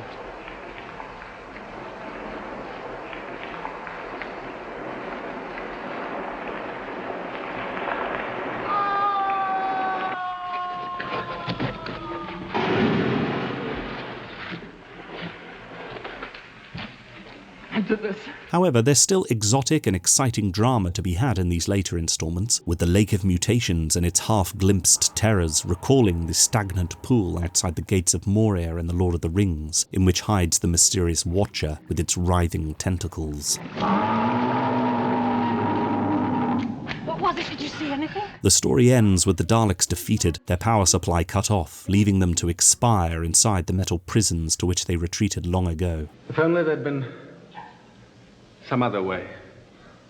Their impact on popular culture was far too great to result in them being off the screen for long, however. By the final instalment, the viewing figures had risen to a mighty 10.4 million, ensuring the twitchy finger of Donald Baverstock was removed from the cancellation trigger.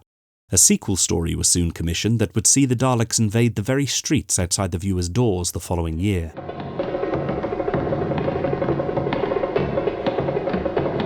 This six-parter would attract an even more impressive 12.4 million viewers, helping to firmly lodge the Daleks in the zeitgeist of the era and prompting schoolchildren to fill their playgrounds with mock battles to defeat such easily imitated villains. We are the masters of Earth. We are the masters of Earth. We are the masters of Earth. Before this unexpected success, however, when Terry Nation's contract was being desperately drawn up so that he could hastily help to fill the gap in the recording schedule, no one really paid much attention, as his agent Beryl Virtue made an amendment to the documentation to ensure that the writer would retain joint ownership of his creations. This providential act saw Nation benefit handsomely from the Daleks for the rest of his life, but especially in that early period when 60s Beatlemania gave way to what was labelled Dalek Mania.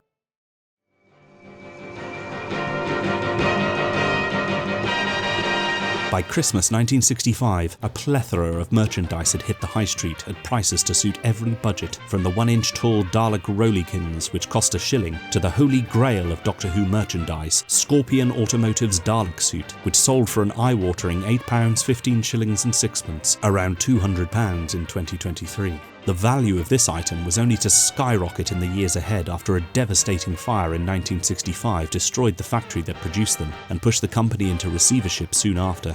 Of the few that remain, one sold in a 2014 auction for £5,000. The sale of books, annuals, comics, toys and confectionery netted Nation at least £50,000 in 1965 alone, over £1 million in 2023. With all of this wealth pouring in, it's no wonder that Raymond Cusick, the designer who had played no small part in realising the writer's hastily described cash cows, arguably the person most responsible for their unprecedented success in pop culture, became rather embittered. As a BBC contracted employee, he had no control over the exploitation of his design, and most unjustly enjoyed no real recompense for his efforts in creating an icon of British television. He got to watch as Nation, by his own admission, took the money and flew like a thief, eventually receiving only an ex gratia payment of £100 and a gold Blue Peter badge. Probably the most lucrative exploitation of the Daleks for Nation, at least in those early years, came from the film adaptation in 1965 of that first script he had penned for the series. With the Daleks captivating the Nation, American producer and writer Milton Subotsky, who had made a name for himself with Amicus Pictures making low-budget horror films, managed, with the financial support of managing director of Aru Productions Joe Vigoda, to secure the rights for the relatively low cost of £500 to adapt Nation's story for the big screen. With Nation increasingly busy with other projects by this time, he gave David Whittaker his blessing to liaise with Subotsky on adapting the television screenplay. Having worked with legendary horror star Peter Cushing and multi-talented entertainer and actor Roy Castle on Amicus's Dr. Terror's House of Horrors that same year, Subotsky managed to enlist both to play the leads in what would be titled Doctor Who and the Daleks. There was never much chance of the television regulars making their transition to the big screen to recreate their performances, with the series' punishing schedule allowing them no time to devote to another project, and with the film's need to have a more recognisable star for international audiences. This is for the best, however, as the film quickly establishes itself as outside the canon of the television programme. The need to condense Nation's 7-episode screenplay into an 82-minute feature film required some unflinching and irreverent alterations to the source material. Most exciting. Thus, the enigmatic, possibly alien and acerbic time traveller becomes the rather dotty and eccentric human inventor, explicitly named Doctor Who lives in a delightful suburban cottage with his 2 granddaughters, the eldest of whom brings her new boyfriend, the clumsy but complacent Ian, to meet her family.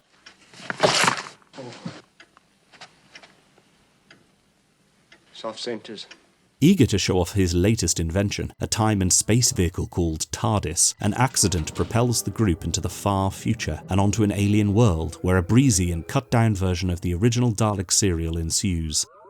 You will move ahead of us and follow directions. The speed with which this truncated exposition is dispensed tips the production's hand as to the real stars of this movie, the Daleks themselves.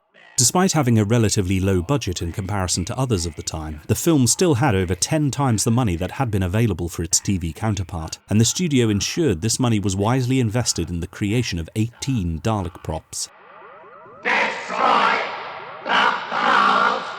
In another injustice, Raymond Cusick was not invited to be involved in the film's development, but Shawcraft Models, the company who had fabricated many of the larger props for the television series, including the iconic Scarosian villains, were commissioned to provide the new Daleks, their design tweaked to include the expanded fenders introduced in their second television story, and with more distinctive dome lights. They were also painted in a variety of colour schemes to suggest a power hierarchy and to make best use of the big screen colour medium over its domestic monochromatic cousin.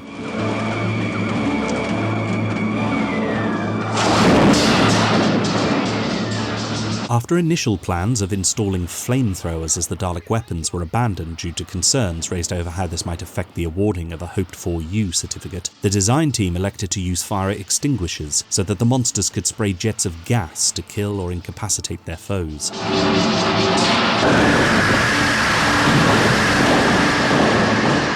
This was also a cost-saving measure, as any post-production special effect would have proved prohibitively expensive.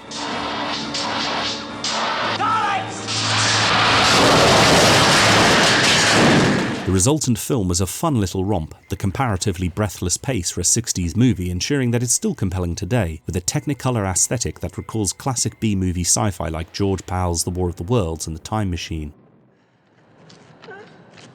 No, Antodus, no!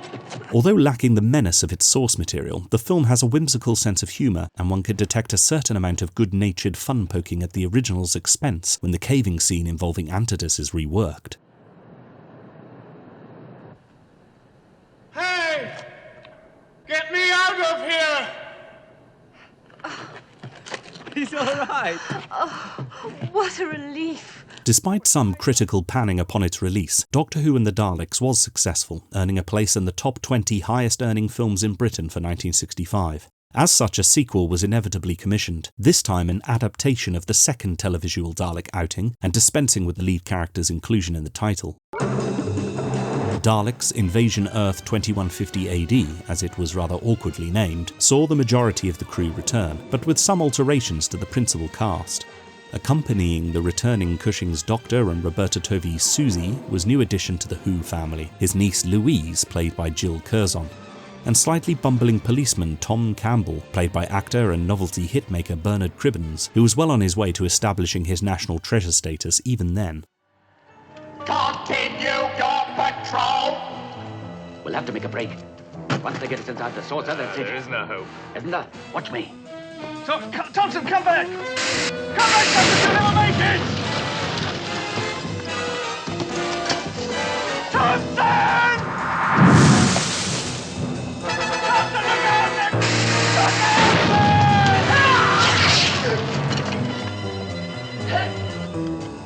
Exterminate!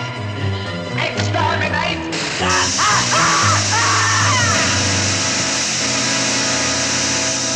Invasion Earth is grittier and more action-packed than its predecessor, its 60% greater budget on show in some expansive set designs and impressive model work.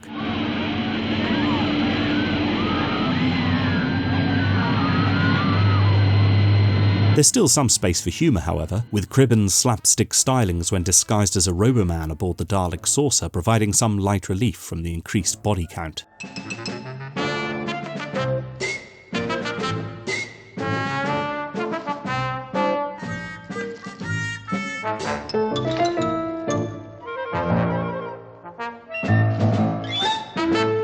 Unfortunately, it didn't perform as well as the first film at the box office and came in for some further critical mauling, which would pay to any further adaptations of Dalek stories for the big screen. The films, however, have enjoyed a healthy life since, particularly the sequel, which I fondly remember being shown on television often when I was growing up, especially on rainy Sundays, and a recent 4K restoration and joyous screening at the BFI that I was fortunate to attend helped to cement their legacy as fun sidesteps in the history of Doctor Who. I told you he'd be here, didn't I?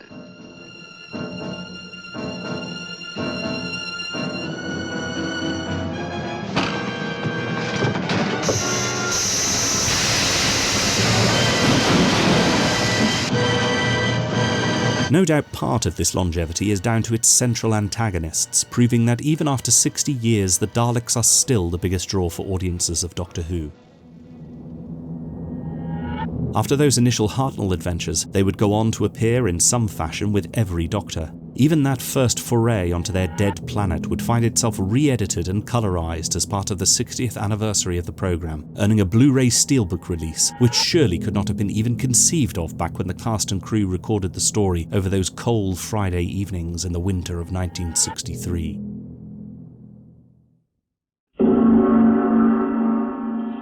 Aside from this classic sci-fi tale, I can't miss an opportunity to expand the merits of another early adventure, Marco Polo. In keeping with the programme's original remit, this is an historical story with no science fiction elements beyond our hero characters and their magic box.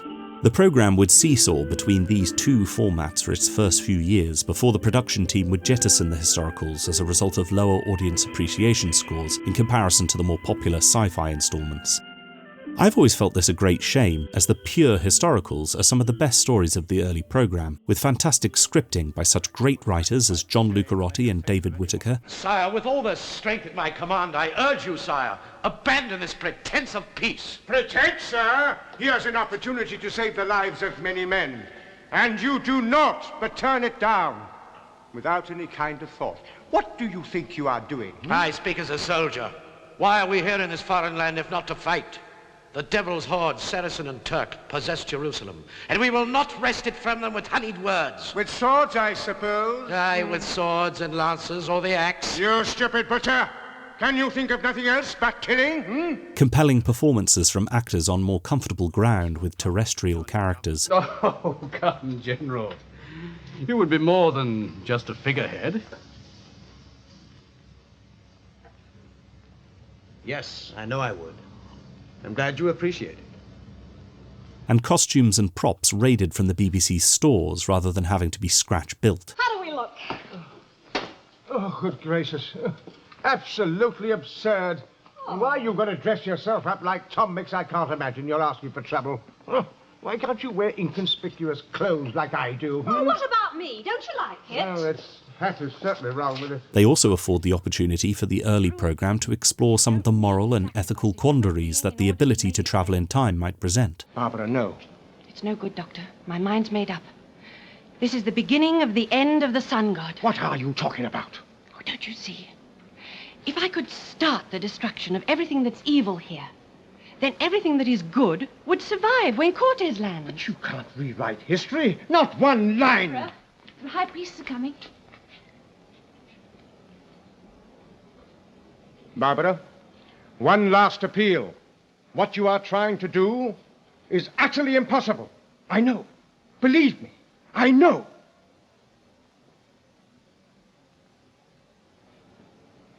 Not Barbara. Yetaxa. Barbara's resolute determination to alter the bloodthirsty practices of Aztec civilization, seeing her conflict with the Doctor before facing the ultimate immutability of the timeline, is a gripping dilemma that would later be recalled in the excellent The Fires of Pompeii 45 years later. But I'm history to you. You saved me in 2008, you saved us all. Why is that different? Some things are fixed, some things are in flux. Pompeii is fixed. How do you know which is which? Because that's how I see the universe. Every waking second I can see what is, what was, what could be, what must not. That's the burden of the Time Lord, Donna. Before all this, however, there was Marco Polo, the first pure historical, and one long regarded as a classic. Like the Daleks, it is comprised of an epic 7 episodes, but its extended road trip structure ensures that each episode has new developments of interest as the travellers make their way to Cathay from the roof of the world. Unfortunately, it's not a story that can be fully enjoyed any longer. A videotape. On it, a recording of a play, sound and vision, costing thousands to produce and now wiped. Gone forever. Lost. In what might be perceived as a remarkable lack of foresight, early television programs were routinely destroyed within a few years of their initial transmission, as it was thought that they would never be of any value in the future. This reflects both the origins of television performances as similarly ephemeral as live theatre, and the fact that the BBC by law had to generate a certain amount of original content for their broadcasting limit of around 50 hours per week. Additionally, the Actors Union Equity had a strict agreement with the corporation that limited repeat screenings within a 2-year window to ensure continued work for their members. If a programme was repeated outside of this 2-year window, the corporation had to repay the actors a percentage of their original fee, as well as obtain special permission from Equity. This was also a time before home video had even been truly conceptualised, and the shift to colour transmissions in the 1970s meant that there was less interest in screening black and white programmes. As a result, pretty much the entirety of 60s Doctor Who was junked, its expensive 2-inch videotape masters wiped for reuse, and its 16mm film print copies literally thrown in skips. Only a few episodes were kept by the BBC for potential repeats or accidentally as the result of poor record keeping. Fortunately, Doctor Who was popular overseas, particularly in Commonwealth countries, former territories of the British Empire such as Nigeria and Singapore, whose local television stations relied on imported drama recordings. The vast majority of stories were transferred onto film from the original videotapes for sale overseas. Distribution relied on a so-called bicycling system, whereby the initial recipient would send on the film cans to the next country in the chain, and so forth, until they were ultimately disposed of after their final scheduled transmission, or returned to the BBC to suffer a similar fate. Many got mislaid along the way, however, placed on shelves in out-of-the-way recording stations, or pinched from skips or rubbish tips by curious collectors before destruction. It is with these old film cans scattered across the world that the hopes of millions of fans to one day see these missing adventures still lies. After Equity relaxed its rules regarding repeats in the mid-1970s and the transfer and storage of programming became more affordable, the BBC finally got to grips with establishing and maintaining an archive of the vast amount of material they had produced, aside from all those many hundreds of programs that had been destroyed. After film librarian Sue Malden was appointed as the first archive selector, she first set about establishing a comprehensive record of what was still extant and where the gaps were that needed to be filled, liaising with archives and libraries both national and international with the aim of restoring the collection to its former state. Since the 80s, many of those previously lost stories have been returned or discovered thanks to the efforts of Malden, her successors, and those of intrepid collectors, and we can now enjoy the majority of them either in part or in full once again. Unfortunately, this is not true for the complete catalogue, and at time of recording, 97 episodes are still missing from the archive, including the entirety of Marco Polo. Luckily, all of these missing stories can nevertheless still be enjoyed in part thanks to the efforts of fans like David Holman and the late Graham Strong, who, through some ingenious technical DIY, captured high-quality recordings of the audio onto personal devices back in the 60s. These recordings have been gathered together and remastered with linking narration by various actors from the originals to provide a guide as to the visual action. The Doctor's party huddles together. Ian, to the front. We're travelers, lost on the mountains. Will you give us shelter? The leader among the warriors steps forward and examines the strangers.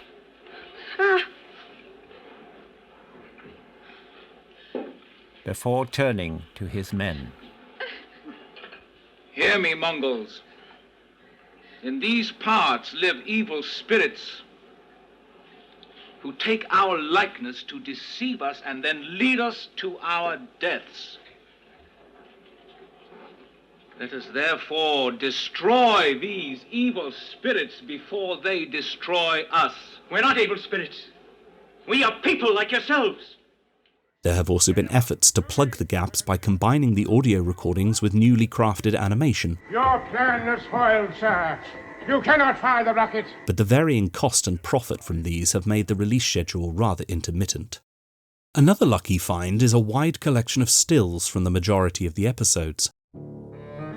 After serving with the RAF as a photographer during the Second World War, former musician and electrician John Cura wrote to the BBC offering his Telesnap services in 1947.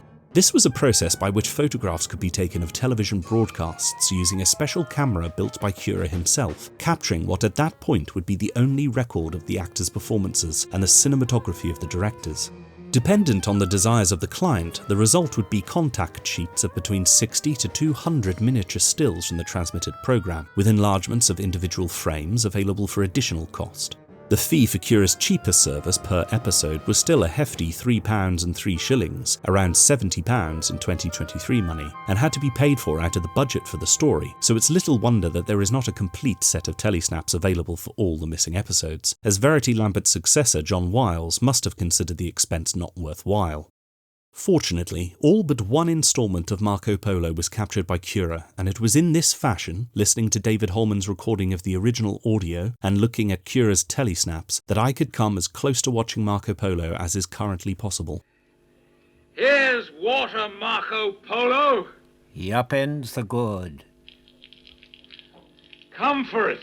And its contents drain into the parched ground.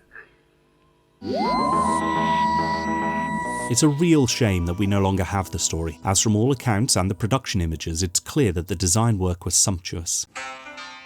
Our intrepid heroes travel from the heights of the Himalayas, across the Gobi Desert to Kubla Khan's summer palace in Shangtu, ending their journey finally in the imperial palace at Peking, all the time in the company of the semi-mythic 13th century traveller Marco Polo, who hopes by gifting the Khan the TARDIS that he might finally be allowed to return home to Venice. The peril of the story is provided in the character of the Mongol warlord Tigana, whose sabotage and treachery knows no bounds until he is finally defeated in mortal combat with Marco. For a history buff like myself, and having grown up on a healthy diet of adventure fiction and films like Indiana Jones, Marco Polo presses all the right buttons for me. It even has animated map scenes, just like Indy's travels. Our route takes us across the roof of the world, down to the Kashgar Valley and southeast to Tarkand. Here we join the old Silk Road, along which the commerce and culture of 1,000 years has travelled to and from Cathay. It's a joy to listen to this tale. Despite its earthbound setting, it's packed with exoticism, from the deceptive singing sands of the desert. What's that? Where? That cloud on the horizon. Susan, it's a sandstorm. What? It's coming this way. Pincher, we must get back before it reaches us. No, the caravan is too far away. Now, come on. We must get back. We can't stay here. No, we'll get caught in it and we'll never find our way. Pincher, come on. Here, we must shelter here. No. They slither down from the dunes and take cover. The wind is gathering strength. Darkness falls quickly across the desert. They crouch low and the storm hits them. Stinging sand swirls viciously round them, and they cover their faces with their hands. To the spooky cave of 500 eyes. They stand warily in the gloom, watched over by the demonic carved faces on the walls. Frightening. Look at those eyes. Oh, I prefer not to, Susan. The show's educational remit is in full force here, with lessons about altitude. The cold can't affect the heat of the flame, sir. The liquid boils at a lower temperature because there's so little air up here. You mean the air is responsible? Well, the lack of it. Just as the lack of it is responsible for the doctor's mountain sickness. To the origin of the word assassin, which I'm sure will help me win a pub quiz one of these days. Charming picture, charming. Susan, do you know that we use the word hashashin in English today? No? Yes, assassins. Assassin? Yes. It includes, of course, some offensive stereotyping and yellowface, which reflects the less enlightened time in which it was made, despite the more progressive casting of Burmese-born Xenia Merton as Ping Cho. These kinds of unfortunate decisions inevitably crop up in many films and television programs of the time, and Doctor Who is no different. However, Marco Polo has at least the saving grace of depicting its Asian characters as varied and individual for the most part, avoiding the kind of bigoted yellow peril that had characterised a lot of British literature for the previous century, thanks to the efforts of writer John Lucarotti, who had been fascinated by the title character since he was a schoolboy. As it was early in the programme's run, when foreign broadcasters were keen to acquire this new popular programme, Marco Polo was sold to 19 countries, with 9 film copies of the entire serial bicycling their way across Africa, North America and Indonesia. The fate of several of these copies is sadly known to be destruction, but some prints are unaccounted for, despite assurances that they are no longer in the possession of the respective television stations who originally transmitted them.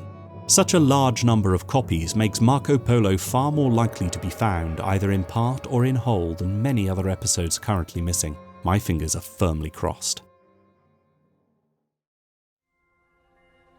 As those first 3 years of the show continued, the Doctor and his magnificent machine became the only constant in a shifting landscape of cast and crew. Companion actors came and went, usually after becoming somewhat dissatisfied by a lack of character development.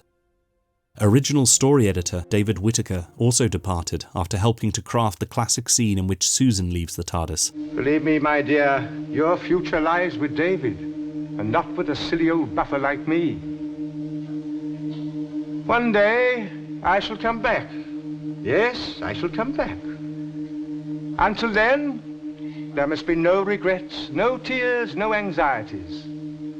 Just go forward in all your beliefs, and prove to me that I am not mistaken in mine. But this was not to be his last association with the show, as he also penned the story that immediately followed, which introduced her replacement, Vicky. Then I've got nobody.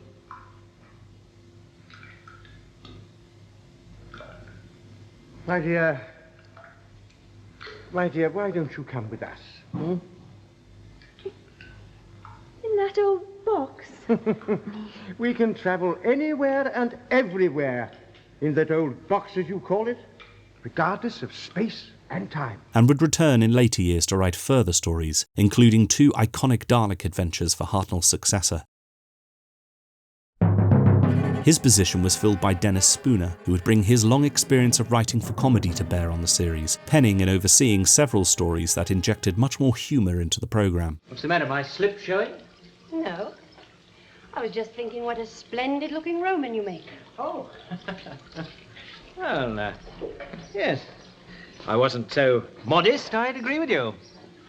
It's a pity there's just one thing out of place. Oh? Where? After only 6 months, however, Spooner left to be replaced by Donald Tosh, who had experience as story editor of the BBC's popular soap about magazine publishing, Compact. After an 18-month stint as producer, Verity Lambert also moved on, hungry for pastures new, and went on to enjoy a stellar career overseeing some of Britain's most celebrated and popular television programmes over the next few decades, including The Naked Civil Servant and Minder. In her place and trailing her for 6 months in the lead-up to her departure was former writer John Wiles, who had reluctantly accepted the role despite having ambitions to become a director. Although Wiles and Tosh quickly bonded and established a strong working relationship, both producer and story editor quickly became frustrated as their efforts to take the show in a new, more serious sci-fi direction were hampered by being saddled with stories that had been commissioned before their appointments, including a monumental 12-episode Dalek story. Wiles described the Daleks' master plan as an enormous rock in the middle of a sea, and one on which any boat we were going to run would be submerged.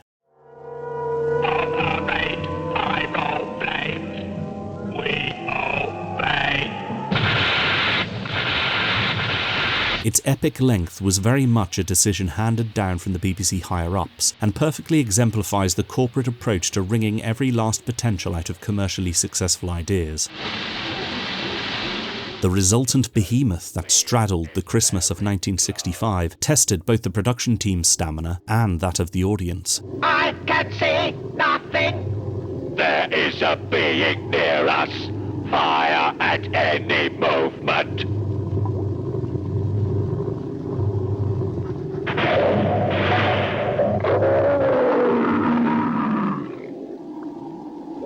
The beings appear to be invincible. Despite consistently healthy viewing figures of around 9 million, the audience appreciation score was far lower than that of earlier Dalek stories. Even Terry Nation surmised that people must have been sick and tired of his famous creations by the end of the 3 months it took for this latest story to conclude. I'm surprised that you met his terms so readily. One Dalek is capable of exterminating all. Over the course of its run, the TARDIS even gained and lost 2 further companions. My lord. Doctor, what are you both doing here? The evil one searched for us, but Brett helped us. With Adrienne Hill's Trojan handmaid Katerina and Jean Marsh's space security agent Sarah Kingdom both perishing in the conflict with the Daleks. The others must be killed as well. They will be shot on sight, but aim for the head.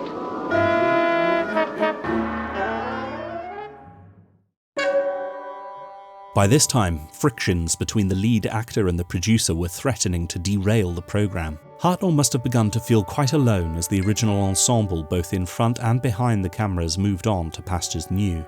His health was fading as the gruelling production schedule ground on, and after years of heavy drinking and smoking, the illness he was suffering from but kept secret from his colleagues, arterial sclerosis, took its toll. His difficulties with learning lines increased, and when episodes were still filmed for the most part as live, this became increasingly obvious to viewers when it wasn't so disruptive that costly re-recording had to take place. Cellular dissemination. Cellular what? To put it in lay language, cellular dissemination means our bodies were broken up by some process or other, shot through into the 4th dimension, and at a given point, reassembled again on this planet. After his long years of being word perfect for weekly rep, he was understandably frustrated and angry at his struggles, and this emotion frequently boiled over during rehearsals and recordings. He was notoriously very difficult on set, frequently throwing tantrums and making life hell for co-stars and production crew. His frequent illnesses meant that last-minute rewrites were necessary to make up for his absence, with the Doctor's role having to be shouldered more and more by the actors playing his companions. Wiles and Tosh believed that by this stage the programme was established firmly enough to handle a change of lead.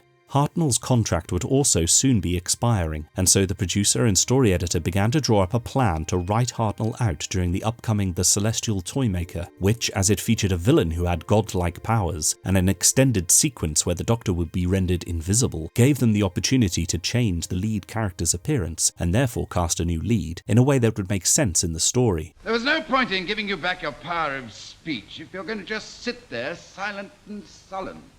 You seem to say quite enough for both of us. In any case, I'm busy. By the new year, however, the frustration and consternation caused by helming the gruelling production, alongside the frequent conflicts with Hartnell, saw Wiles resign from his position as producer, with Tosh also leaving in solidarity and sympathy with his friend and colleague. Former actor Innes Lloyd was invited by Sidney Newman to take the job, and Lloyd accepted reluctantly after it was made clear to him that there was no other alternative. He was joined by new story editor Jerry Davis, and the planned replacement of Hartnell was quickly vetoed. And if this place vanishes, then the TARDIS and the rest of us will vanish also. Correct. That is the price of success. Make your last move, Doctor. Make your last move. There were several last-minute rewrites to stories developed by the previous production team, which included somewhat unceremonial departures for both long-time companion Stephen Taylor. Well, I must say, young man, I'm very proud of you.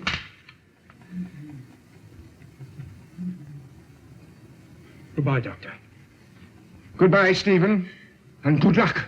And the more recent recruit, Dodo Chaplet, whose parting happened off-screen in the final story of Season 3, The War Machines. Oh, yes, I've been waiting around here for her. Where is she? I very nearly left without her. Left? Yes, to the airport, yes. She is well, I hope. She says she's feeling much better, and she'd like to stay here in London, and she sent you her love. Her love? Huh.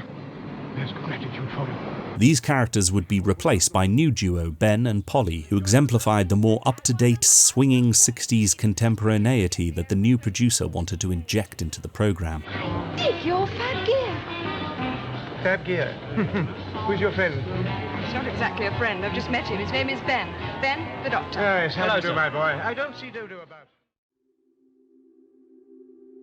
Despite his contract being renewed, these further unexpected changes and Hartnell's increasing health concerns led to the somewhat inevitable conclusion that he should depart.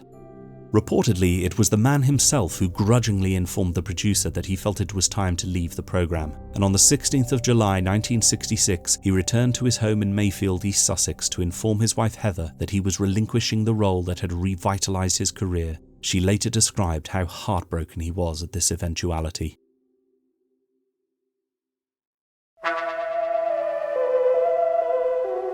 In September 1966, Hartnell returned to star in the final stories of his tenure, fittingly an historical followed by a sci-fi, just like Back at the Beginning. And just like that first sci-fi story in 1963, Hartnell's Last introduced what would go on to be another iconic monster, the Cybermen. Feelings? I do not understand that word. Emotions, love, pride, hate, fear. Have you no emotions, sir? Come to Mondas and you will have no need of emotions. You will become like us. After helping to defeat their efforts to drain the Earth's energy, the weary Doctor and his companions return to the TARDIS. Collapsing in exhaustion as the ship dematerializes, seemingly of its own will, Ben and Polly are shocked to witness the old man undergo a metamorphosis, his features rearranging into those of a much younger man.